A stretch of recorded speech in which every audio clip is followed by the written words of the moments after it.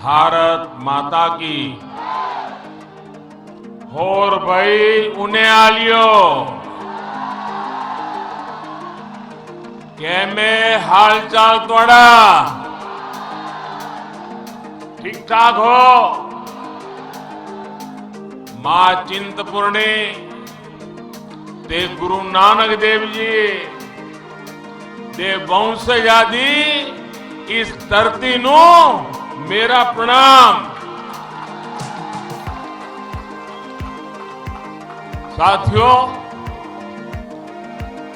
गुरु नानक जी को स्मरण करते हुए, गुरुओं का स्मरण करते हुए मां चिंतपूर्णी के चरणों में नमन करते हुए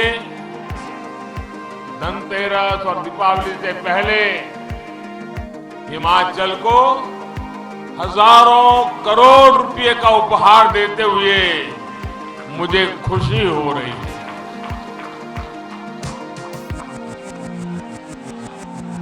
आज ऊना में, हिमाचल में दिवाली सीमाएं से भी पहले आ गई।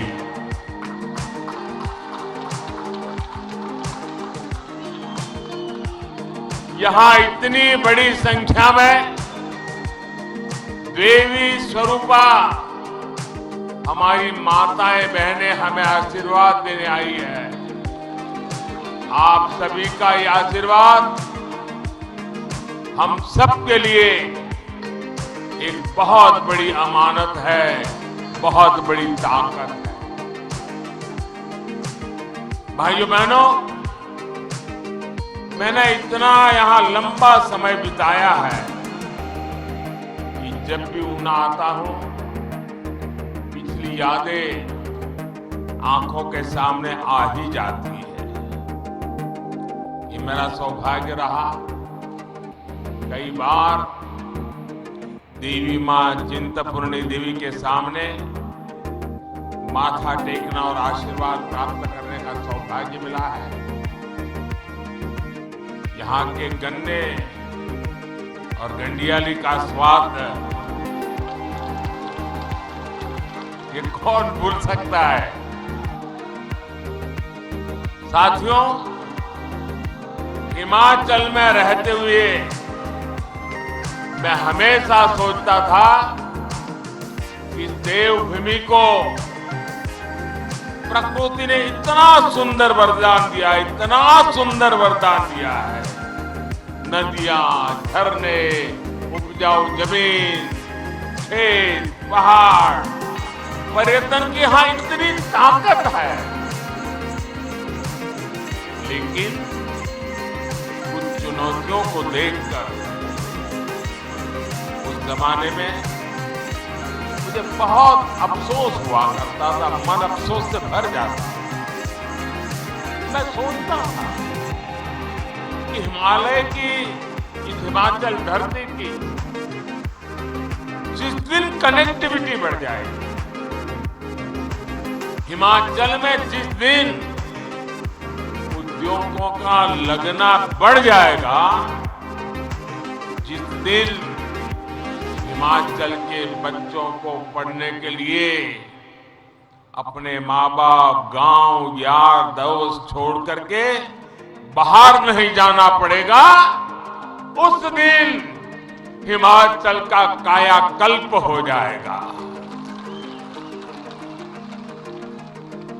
और आज देखिए, आज मैं यहां आया हूं तो कनेक्टिविटी से जुड़ा भी आयोजन है, शिक्षा संस्थान का काम और औद्योगिकरण के लिए भी बहुत बड़ी सेवा भाव से सौगात लेकर आया। आज यहां ऊना में देश के दूसरे बल्क ड्रग पार्क पर काम शुरू हुआ है।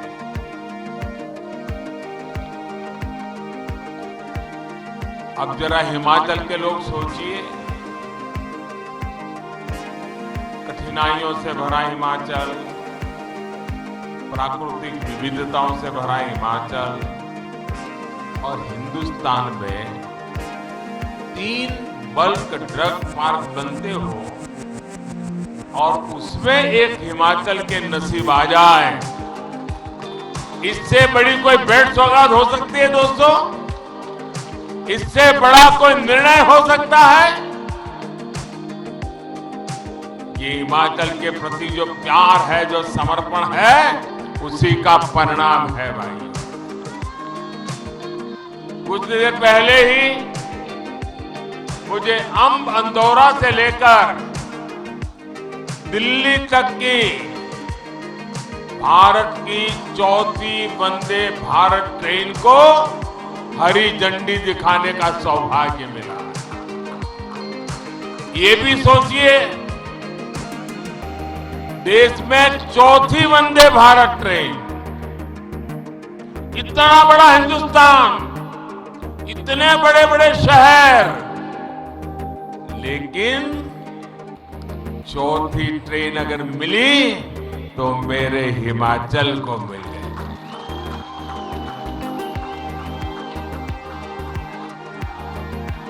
और मैं जानता हूं साथियों, आज अगर कई परिवार आपको मिलेंगे, हिंदुस्तान के हर कोने में मिलेंगे, उनका मन करेगा एयरपोर्ट जाके हवाई जहाज देखे, बैठने का विचार तो बाद में।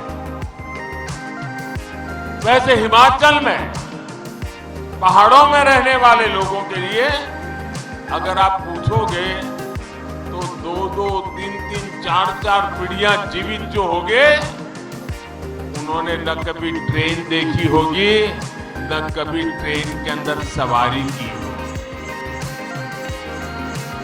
आजादी के 75 साल के बाद भी ऐसी स्थितियां रही हैं। आज हिमाचल में सिर्फ ट्रेन नहीं, हिंदुस्तान की सबसे आधुनिक ट्रेन आके खड़ी हो गई भाई, और यहां से चल पड़ी। आज ही हिमाचल की अपनी IIIT की संस्था स्थायी बिल्डिंग, इसका भी लोकार्पण हुआ। मुझे इस बात की झांकी है कि डबल इंजन की सरकार हिमाचल को किस बुलंदी पर देखना चाहती है। ये प्रोजेक्ट विशेष रूप से हिमाचल की नई पीढ़ी, युवा पीढ़ी के सपनों को नए पंख देने वाले हैं। ऊना को, हिमाचल प्रदेश को इन प्रोजेक्ट्स के लिए आपको लाख लाख बधाइयां। साथियों, हम सभी जानते हैं जरूरतों और आशा आकांक्षाओं में फर्क होता है। हिमाचल में पहले जो सरकारें रही और दिल्ली में भी जो लोग बैठे थे, वो आप लोगों की जरूरतों को पूरा करने में उदासीन रहे और आपकी आशा आकांक्षाओं को वो कभी समझ ही नहीं पाए, उन्होंने कभी उसकी परवाह ही नहीं की।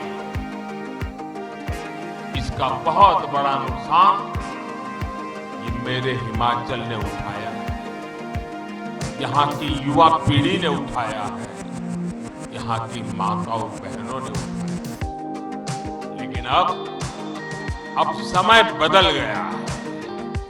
हमारी सरकार न सिर्फ लोगों की जरूरतें पूरी कर रही है, लेकिन जनता जनार्दन की आशाएं, अपेक्षाएं, उसे पूरा करने के लिए पूरी शक्ति से काम में जुट गई है। इसके लिए मुझे याद है हिमाचल का हाल क्या था।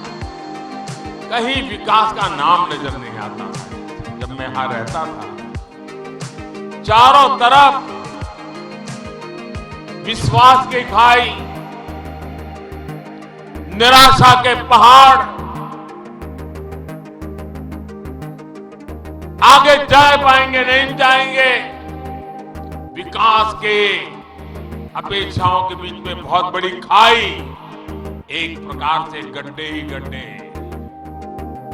उन्होंने कभी ये विकास की आवश्यकताओं के गड्ढे भरने के लिए सोचा नहीं, छोड़ दिया गया था। हमने उसको तो भरा, लेकिन अब मजबूती से नई इमारतें हिमाचल में हम बना रहे हैं।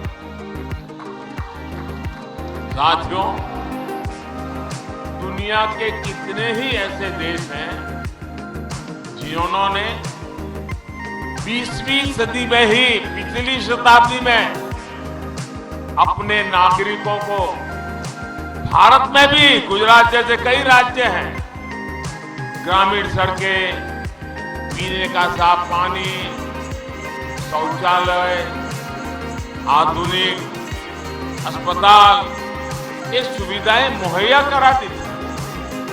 लेकिन भारत में कुछ सरकारें ऐसी रही जिन्होंने सामान्य मानवी के लिए इन सुविधाओं को पाना भी मुश्किल बना दिया। हमारे पहाड़ी इलाकों ने तो इसका बहुत खामियाजा भुगता है, और मैंने तो यहां रहते हुए सब करीबी से देखा है कि कैसे हमारी गर्भवती माताओं बहनों को रोड के अभाव में, सड़क के अभाव में अस्पताल जाने तक में कितनी दिक्कत होती थी। कितने ही हमारे बुजुर्ग अस्पताल पहुंचने के पहले ही दम तोड़ देते थे। भाइयों बहनों, पहाड़ के रहने वाले लोग जानते हैं कि रेल कनेक्टिविटी ना होने का, उसका ना होने का, उस वजह से वो एक प्रकार से दुनिया से कट जाते हैं। जिस क्षेत्र में अनेकों झरने हो, नदियां बहती हो, वहां पीने के पानी के लिए तरसना पड़ता हो, वहां पर नल से जल आना कितनी बड़ी चुनौती रहा है, इसका अंदाजा बाहर के लोगों को कभी नहीं हो सकता है। जिन लोगों ने बरसों तक यहां सरकारें चलाई, उन्हें हिमाचल के लोगों की तकलीफ से जैसे मानो कोई फर्क ही नहीं पड़ता।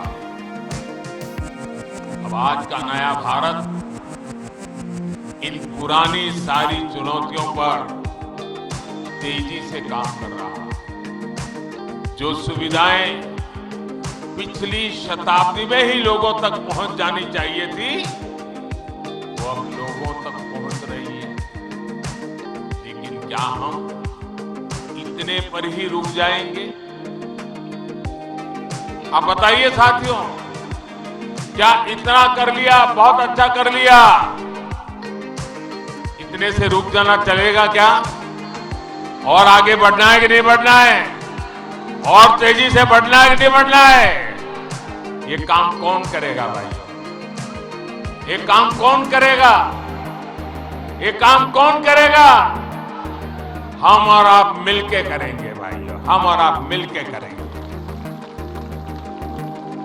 हम 20वीं सदी की सुविधाओं को भी पहचानेंगे और 21वीं सदी की आधुनिकता से भी मेरे हिमाचल को जोड़ेंगे। इसलिए आज हिमाचल के विकास के अभूतपूर्व काम हो रहे हैं। आज एक तरफ जहां हिमाचल में 2 गुनी गति से ग्रामीण सड़कें बनाई जा रही हैं, तो वहीं तेजी से ग्राम पंचायतों तक ब्रॉडबैंड कनेक्टिविटी भी पहुंचाई जा रही है। आज एक तरफ जहां हिमाचल में हजारों शौचालय बना जा रहे हैं, तो दूसरी तरफ गांव-गांव में बिजली व्यवस्था सुधारी जा रही है। आज एक तरफ हिमाचल में ड्रोन से जरूरी सामान को दुर्गम क्षेत्रों में पहुंचाने पर काम हो रहा है, तो दूसरी तरफ वंदे भारत जैसी ट्रेनों से दिल्ली तक तेज गति से पहुंचने का रास्ता बनाया जाता है।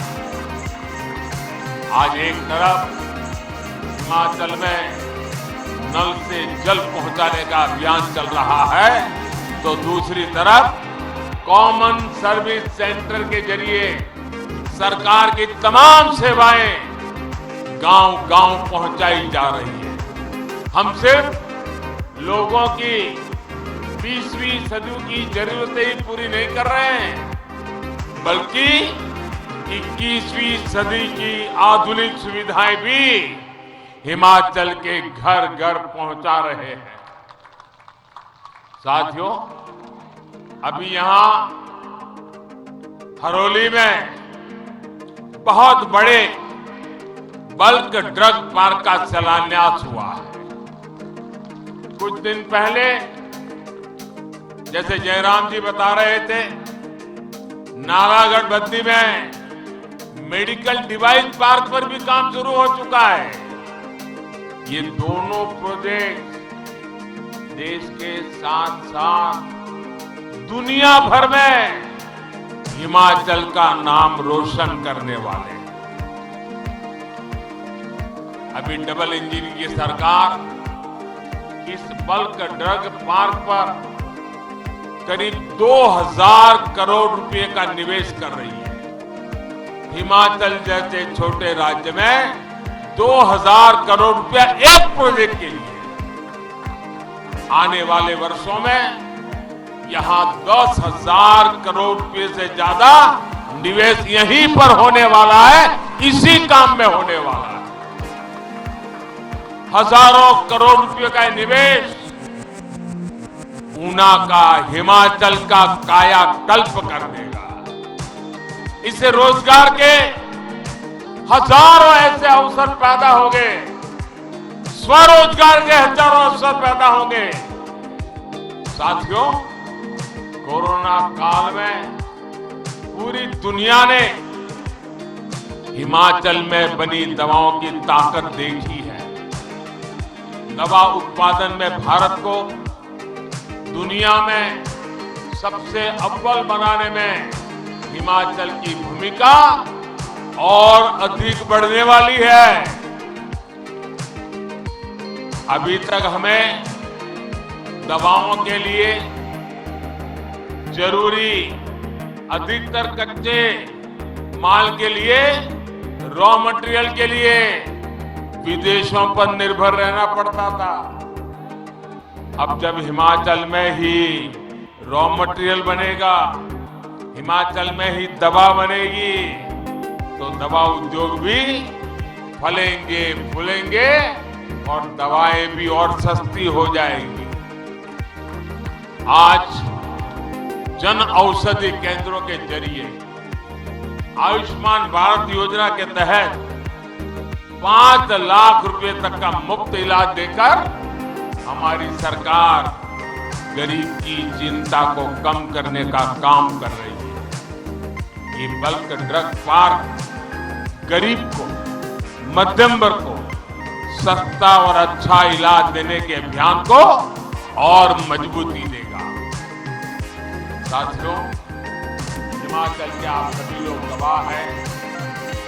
खेती हो या उद्योग, जब तक अच्छी कनेक्टिविटी नहीं होती तब तक विकास की रफ्तार तेज नहीं हो पाती। पहले की सरकारें कैसे काम करती थी, उसका एक उदाहरण हमारा Nangal dam Talwari rail line का है।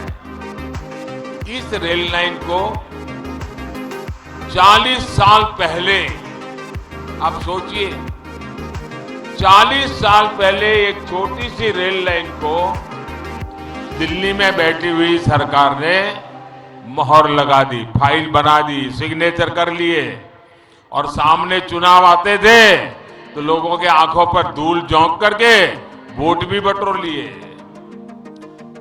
40 साल से ज्यादा समय हो गया, जमीन पर एक रत्ती पर काम नहीं हुआ। लेकिन इतने वर्षों बाद अधूरा ही अधूरा छूट-फूट कुछ नजर आने लगा। केंद्र में हमारी सरकार बनने के बाद अब इस रेल लाइन का काम तेजी से चल रहा है। सोचिए, अगर ये काम पहले हो गया होता तो ऊना के लोगों को भी कितना लाभ होता। साथियों, हिमाचल में रेल सेवा के विस्तार और उसको आधुनिक बनाने के लिए डबल इंजन सरकार लगातार काम कर रही है। आज हिमाचल में 3 नई रेल परियोजनाओं पर काम कर रहा है। आज जब देश को made in India Vande Bharat ट्रेनों से जोड़ा जा रहा है, तब भी हिमाचल देश के अग्रणी राज्यों में वंदे भारत एक्सप्रेस, ये नैना देवी, ये चिंतपूर्णी, ये ज्वाला देवी, ये कांगड़ा देवी, ऐसी हमारी पवित्र स्थान, हमारे शक्तिपीठों के साथ साथ हमारा आनंदपुर साहब, यहां आना जाना भी बहुत आसान हो जाएगा। ऊना जैसे पवित्र शहर में जहां गुरु नानक देव जी के वंशज रहते हो, उसके लिए ये दोहरी सौगात है। करतारपुर कॉरिडोर के माध्यम से हमारी सरकार ने जो सेवा कार्य किया है, उसे ये वंदे भारत ट्रेन और आगे बढ़ाएगी। मां वैष्णो देवी के दर्शन के लिए पहले ही वंदे भारत एक्सप्रेस की सुविधा थी, अब यहां शक्ति पीठ की इस आधुनिक सेवा से जुड़ रहे हैं। वंदे भारत एक्सप्रेस से दूसरे शहरों में काम करने वाले साथियों को भी लाभ होगा। साथियों, हिमाचल के युवाओं का हमेशा से सपना रहा है कि उन्हें पढ़ने के लिए उच्च शिक्षा संस्थान हिमाचल में ही मिले। आपकी इस आकांक्षा का भी पहले से ही तरह ध्यान दिया गया। हम पहले की तरह जो रिवाज रहे बदल रहे हैं। अटकना, लटकना, भटकना, भूल जाना, ये हमारा रास्ता नहीं है। हम निर्णय करते हैं, संकल्प करते हैं, पूर्ति करते हैं और परिणाम भी ला करके दिखाते हैं। आखिर क्या वजह थी कि हिमाचल के युवा लंबे समय तक उच्च शिक्षा के प्रतिष्ठित संस्थानों से वंचित रखे गए? जो मेडिकल, इंजीनियरिंग, बिजनेस मैनेजमेंट, यहां तक कि फार्मेसी तक की पढ़ाई के लिए यहाँ के युवाओं को पड़ोस के राज्यों में जाना पड़ता था। साथियों, पहले की सरकारों ने इस पर ध्यान इसलिए नहीं दिया क्योंकि वे हिमाचल को सामर्थ्य से नहीं, बल्कि उसकी संसद की सीटें कितनी है उस पर आंका करते थे। इसलिए हिमाचल को आईआईटी के लिए, ट्रिपल आईटी के लिए, आईआईएम के लिए, एम्स के लिए डबल इंजन की सरकार का इंतजार करना पड़ा। आज ऊना में ट्रिपल आईटी की परमानेंट बिल्डिंग बन जाने से विद्यार्थियों को और ज्यादा सुविधा हो। यहां से पढ़कर के निकले हिमाचल के बेटे बेटियां हिमाचल में डिजिटल क्रांति को भी मजबूती देंगे।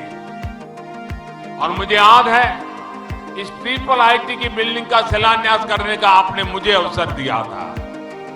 शिलान्यास मैंने किया था और आज लोकार्पण के लिए भी आज ने मुझे मौका दे दिया।